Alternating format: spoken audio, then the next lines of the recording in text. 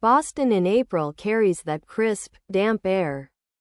The smell of salt from the Charles mingling with coffee drifting from the little shops along the street. I was pressed into the crowd along Boylston, gripping the sign I'd stayed up making last night. Go Evan.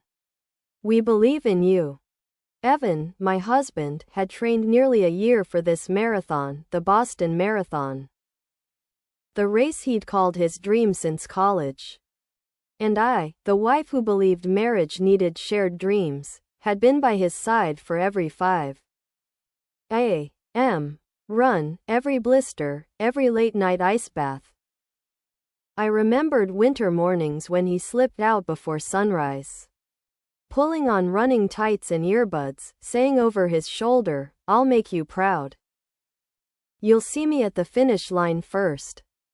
This morning I woke early, made him a carb-loaded breakfast, checked his race chip, kissed him for luck, and sent him to the start.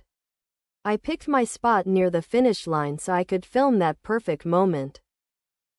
The atmosphere was electric, thousands of voices swelling as the frontrunners appeared in the distance. I checked the clock overhead. Evan would be here in minutes. My heart raced with pride. And then, I saw her. In the VIP barricade section stood a tall blonde with a neat ponytail, wearing a navy Boston Marathon jacket. She wasn't holding a sign like the others, she held a bouquet of blood-red roses. I recognized her instantly, Savannah Clark, a PR representative for the race organizers Evan had once mentioned at a work gathering. He'd said they'd only met a couple of times to discuss sponsorship. But there'd been something in his eyes when he'd said her name, something I'd chosen to ignore. Savannah wasn't scanning the crowd like the rest. Her gaze was locked on the bend in the road, her body still, like a predator waiting for its prey. Every runner that passed, she didn't flinch. And then Evan came into view. His stride was strong, his eyes fixed dead ahead, but not on me. He was looking at her. His smile was wide, wider than I'd seen in years. And it wasn't the smile of a man about to win a race. It was the smile of a man running home to someone. My throat went dry, my grip slackened, and the sign slipped from my fingers to the pavement. Evan surged forward, the roar of the crowd rising to meet him. He crossed the line in a blaze of camera flashes and cheers. But instead of turning toward the public stands where I stood, where I'd always been, he veered toward the VIP gate. Savannah had already stepped past the barrier with her lanyard, arms open. She met him just beyond the finish mat. The roses pressed between them as she wrapped herself around him. I heard the race announcer booming over the loudspeaker, calling his name and adding something about that special someone waiting at the finish. That special someone. Not me. The world seemed to collapse into a muffled hum in my ears. But the picture before me was sharp, cruel. Evan bending his head, kissing her full on the mouth, right there at the finish line of a dream I thought belonged to us both. The cheers around me felt like mockery, each clap and whistle drilling into my skull as if the entire city had decided to celebrate my humiliation. My phone was still in my hand, the camera app open. But the video I'd been filming was now just a blur of motion. Evan's back, the roses. Savannah's smile pressed against his. A woman next to me, holding a foam finger, leaned in and said, "Wow. That's some finish line moment, huh?" I forced my lips into something that might have been a smile. Because what was I supposed to say? That's my husband, and that's not me. My fingers trembled so hard I nearly dropped my phone as I shoved it into my coat pocket. People were hugging around me, strangers patting each other's backs, some wiping tears from their eyes. For them, this was romance. For me, it was the sharpest kind of betrayal. not in the privacy of a quiet room where pain could be contained, but here, under the eyes of thousands, broadcast live. I turned away, pushing through the crowd, desperate to get to the side street where the air might feel less like it was crushing my ribs. My legs felt like lead, but not from running. From the weight of every moment in the past year that now felt like a lie. Every 5 a.m. alarm wasn't about discipline, it was an excuse to see her. Every late night marketing dinner was a rehearsal for this performance. I reached the corner and leaned against a lamppost, pulling my phone back out. My screen lit with notifications, texts from friends. Lydia? Was that Evan? Who's she? Call me right now. Oh my God, I'm so sorry if that was what I think it was. The live stream had already been clipped and shared. In minutes, my private implosion had been gift-wrapped for the internet. I saw a thumbnail of the clip. Evan, sweat-soaked and grinning, Savannah's arms around him.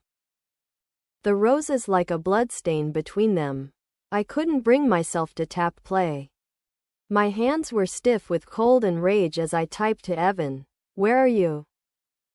3 dots appeared, then vanished.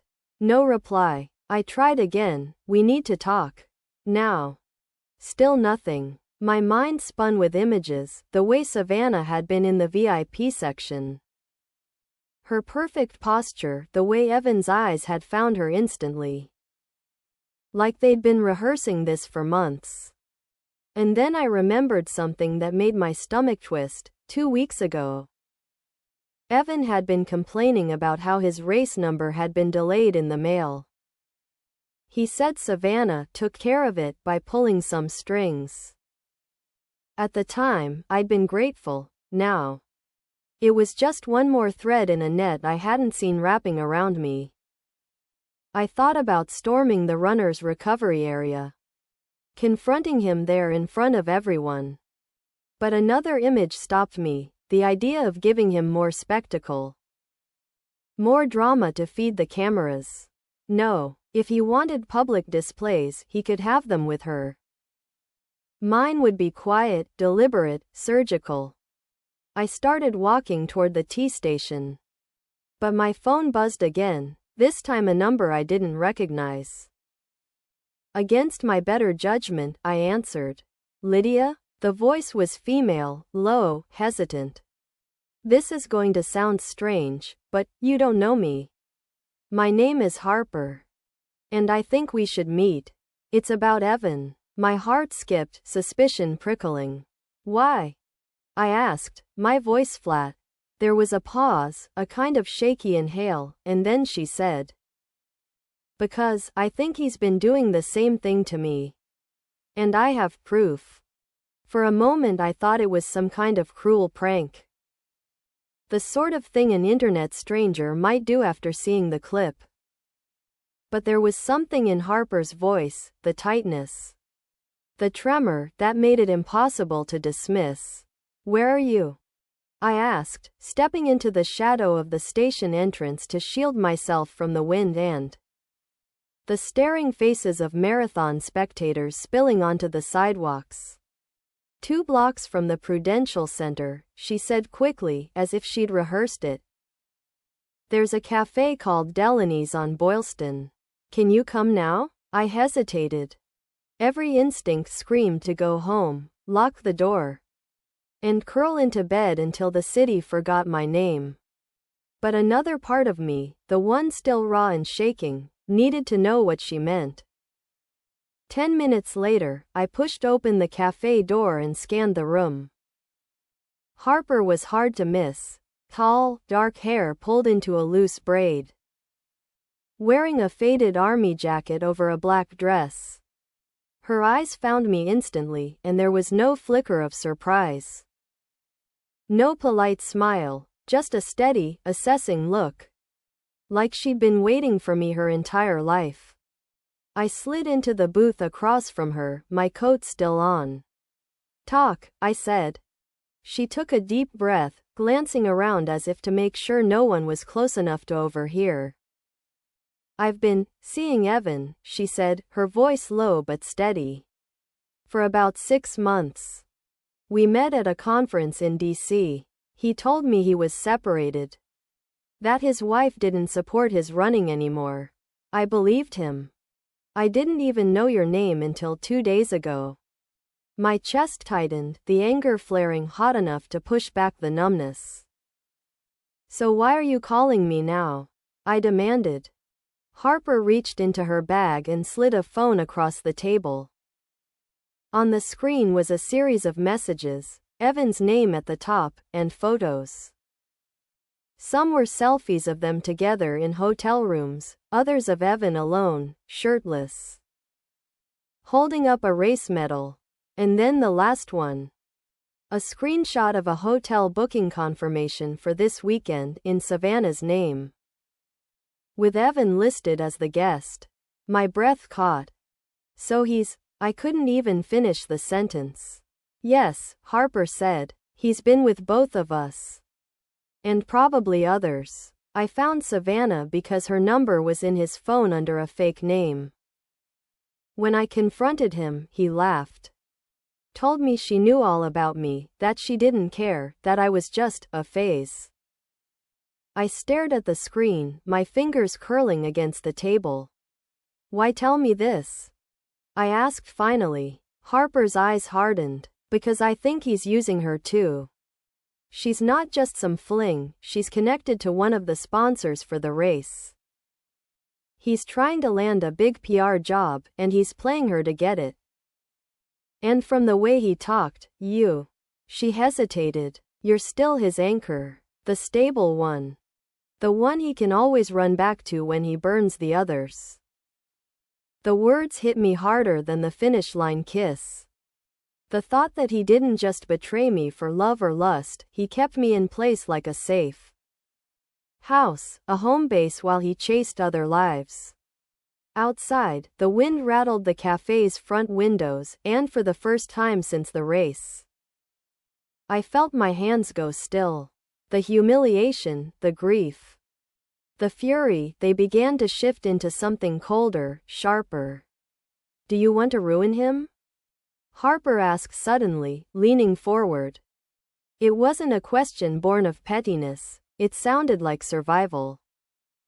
I met her eyes, and for the first time in hours, I felt the faintest trace of control returning. Tell me what you have in mind, I said. Harper's plan wasn't impulsive, it was frighteningly methodical. The kind of thing that made me realize she'd been thinking about this long before she called me. She pulled a manila envelope from her bag and slid it across the table. Inside were printed screenshots, bank statements, and photographs, not just of her and Evan, but of transactions between Evan and Savannah. Transfers to a joint account I didn't know existed.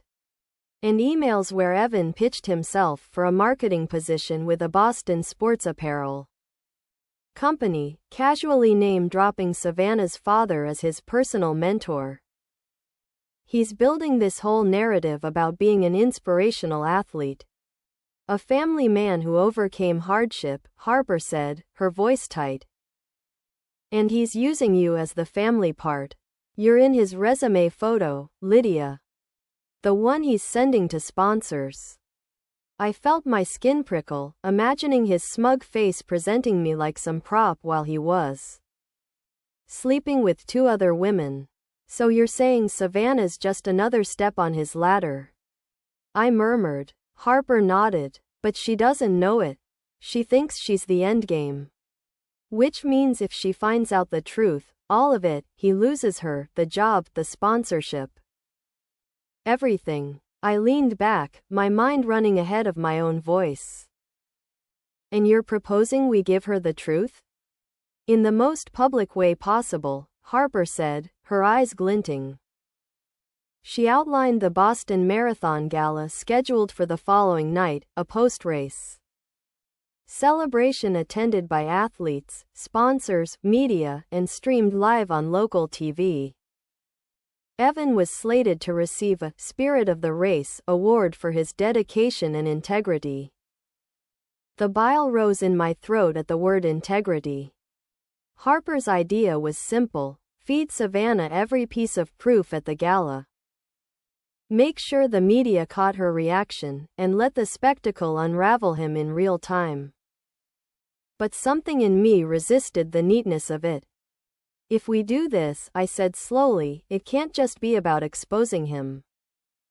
It has to make sure he can't spin it. If he gets sympathy, he'll turn it into another comeback story. We need to hit him where he can't recover. Harper tilted her head. You sound like you've thought about this before. Not this, I said, staring at the envelope. But I've been married to him long enough to know how he survives. He rewrites the story. We have to write it for him, and make sure it sticks. The next hour became a blur of whispered strategy over untouched coffee. We planned where we'd stand, how we'd record, who we'd tip off in the press. I even called a former student's father who worked as a cameraman for Channel 5. Telling him there was a moment he'd want to capture. When we finally stepped out of Delaney's, the city felt different, not brighter, not lighter, but aligned, as if the streets themselves were quietly rooting for us. Harper walked me halfway to my car, then paused. There's one more thing you should know, she said. I wasn't going to tell you, but Savannah's not just his mistress. She's engaged. Has been for months. And her fiancé will be at the gala too. I stopped dead, the implications unfurling in my mind like a slow burn. Suddenly, the finish line kiss didn't feel like the peak of the betrayal. It felt like the opening act. The Boston Marathon Gala was held in the grand ballroom of the Fairmont Copley Plaza, its chandeliers glowing like frozen fireworks above the sea of gowns, suits, and sponsor banners. I arrived early with Harper. The manila envelope split between our purses, each of us carrying half the ammunition in case one of us got separated. The air buzzed with post-race euphoria, the clink of champagne flutes, the faint smell of floral centerpieces mingling with perfume. Evan was across the room in a tailored navy suit, his race medal hanging around his neck like a badge of moral virtue. Savannah stood beside him in an emerald dress that caught the light every time she moved, her hand resting lightly on his arm. And then, just as Harper had promised, a tall man in a charcoal suit approached them, Savannah's fiancé. If the diamond glinting on his lapel pin was any indication, he was handsome in that clean, magazine ad way. But his eyes carried a seriousness that didn't match the easy charm he used when greeting the other guests. Savannah's smile at him was perfect. Not nervous, not guilty. Perfect. I exchanged a glance with Harper. She doesn't look like a woman about to be exposed, I whispered. Harper's brow furrowed. We split up, each moving through the crowd toward the edge of the stage where the awards would be presented. The plan was simple: wait until Evan's name was called, cue the cameraman, and slip Savannah the envelope. But the night didn't unfold like a script. Just before the ceremony began, Savannah crossed the room, not toward Evan, but toward me. Lydia Moreau, she said, her voice calm, almost warm. I was wondering when you'd make your move. My stomach dropped. Excuse me? She tilted her head, glancing toward Harper, who was frozen halfway across the dance floor. You think you're the only one he's been lying to? Sweetheart, I've known about you for months. I've known about Harper too. You think that kiss at the finish line was romance? It was bait. My pulse pounded in my ears. Bait for what? Savannah's smile sharpened. For tonight. Evan thinks he's here to secure a sponsorship deal through my father. What he doesn't know is that the board already voted to blacklist him from every major sporting partnership in the region. My fiancé is in on it. We just needed one more piece of public proof to make it airtight. She leaned closer, her perfume like crushed gardenias. That proof was the kiss. And you, standing there, the perfect wronged wife. Made it impossible for him to claim it was anything but what it looked like. I stared at her, the room tilting slightly under the weight of her words. So why are you telling me this? I managed. Savannah's eyes flicked toward the stage where Evan was laughing with a sponsor. Because when this is over, you'll want to know it wasn't just about him cheating. It was about him losing everything. And I think you'll appreciate the view from where you're standing. Then the lights dimmed, the announcer's voice boomed. And Evan's name was called to thunderous applause. I didn't move. For the first time since the race. I realized the twist wasn't that I'd lost him in front of thousands. It was that he'd walked straight into a trap, and I wasn't the one who set it. Evan walked onto the stage with the easy swagger of a man convinced the night was his. Coronation, shaking hands with the MC. Accepting the microphone with that politician's smile he wore so well. It's an honor to be recognized for integrity in a sport that's given me so much, he began. His voice carrying over the clinking glasses and polite applause. I could see Savannah at a table near the front, her fiancé beside her. Both watching him like chess players who already knew the endgame. Harper slid in beside me at the edge of the ballroom, whispering. Something's about to happen. She didn't have to wait long. As Evan launched into a rehearsed story about discipline and sacrifice. The ballroom doors opened at the back. And a cameraman from Channel 5 entered with two assistants wheeling a large monitor toward the stage. The MC looked momentarily confused. But Savannah stood and took the mic from him with smooth confidence. Before we continue, she said, her voice steady and clear. We have a short video that truly captures the spirit of the race, and the character of tonight's honoree. The monitor flickered to life, and there it was, the finish line footage. But not the sanitized broadcast clip. This version, clearly edited by someone with access to multiple camera angles, showed Evan's eyes finding Savannah, the kiss magnified in slow motion, and then, in a brutal cut, photos of Evan with Harper, timestamps from hotels. Text messages bragging about playing them all. And finally the bank transfers to the hidden joint account. Gasps rippled through the crowd. Evan's smile faltered, his gaze snapping to Savannah, then to me, and I saw it. That flicker of calculation, the way he was already trying to compose a narrative. But before he could speak, Savannah's fiancé stood, his voice carrying easily without a mic.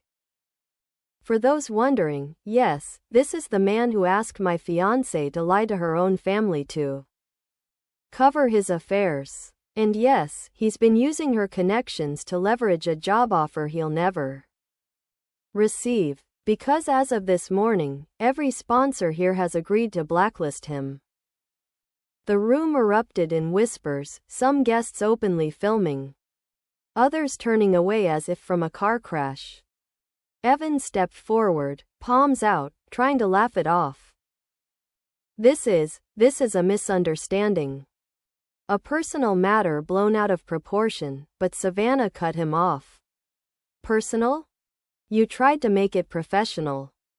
You sold us all a story about loyalty and grit while collecting mistresses like medals.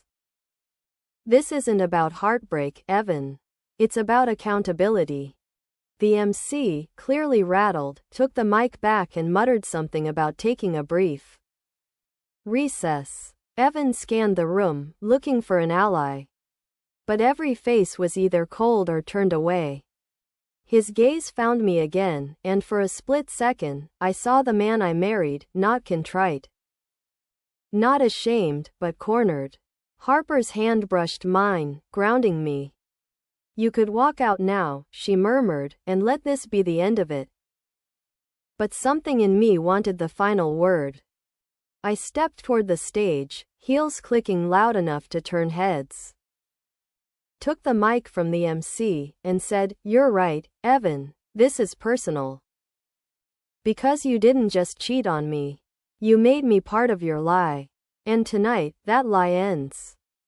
I set the mic down, turned my back to him, and walked away as the applause started, not polite, not celebratory, but the sharp, satisfying kind that follows the fall of someone who thought they were untouchable. The days after the gala moved in a strange blur, as if the city itself was holding its breath in the quiet after a storm. My phone was a minefield of notifications, headlines from local news outlets, links to gossip blogs, DMs from strangers who'd seen the video, some offering sympathy, others reveling in the drama. Friends sent me screenshots of Evan trending on Twitter under #FinishLineFool, and even though part of me wanted to retreat from the noise, another part felt a grim satisfaction in knowing the story couldn't be rewritten in his favor. He tried, of course. There were emails, long, rambling apologies that shifted halfway through into accusations, then into pleas. He called from numbers I didn't recognize, left voicemails that started with, "You don't understand," and ended with, "We can fix this." I didn't answer. Harper and I met twice that week, once for coffee, once for drinks.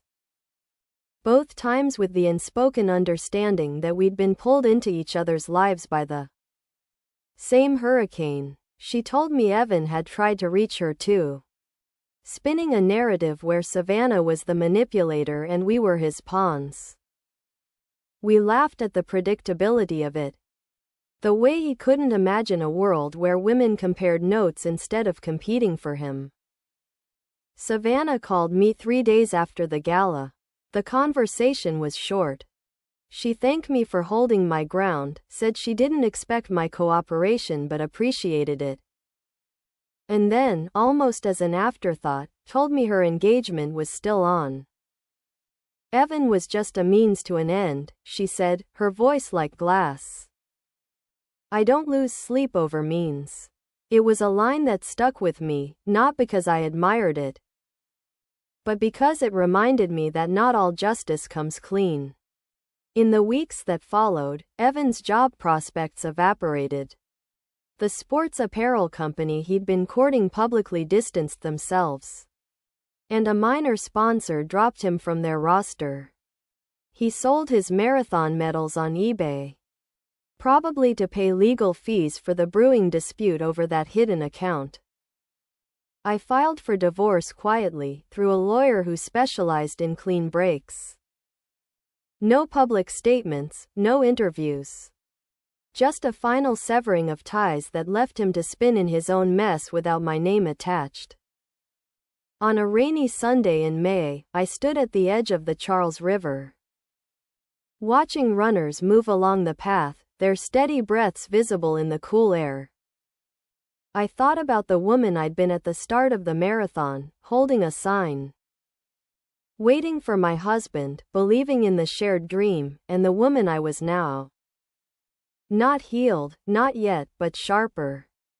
A woman who had stood in a room full of strangers and faced down the man who thought she'd always be his safe harbor. Harper texted me a photo that morning, the two of us at the gala.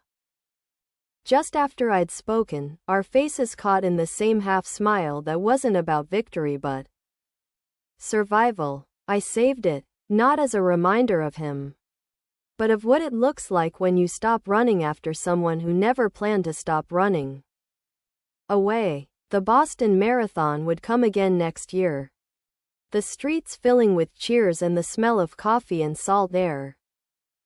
And maybe I'd be there, not in the crowd, not at the finish line, but somewhere along the course, moving forward entirely on my own.